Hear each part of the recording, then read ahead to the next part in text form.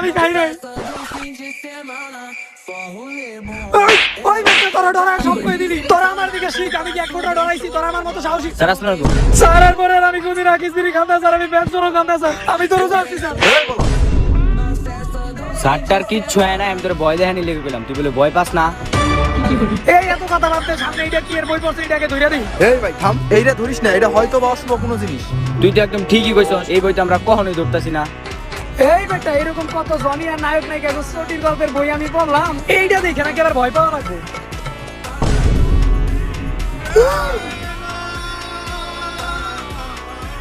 একদম ভৎস হয়ে যাবি। এ শালার ভন্ড বাবা, তুই যা আগে এনে সাইড ভিতরে হইয়া রইছিস, এটা কি আমি দেখি নাই? তুই কি আমার বন্ধু মতো বোধাই ভাবছস? কি তুই আমার ভণ্ড করলি? তোরা একটাও বাঁচবি না।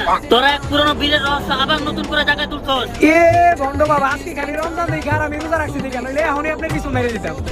আর এরকম ছোটি গল্পের কালেকশন আমার বাড়িতে ভরপুর আছে।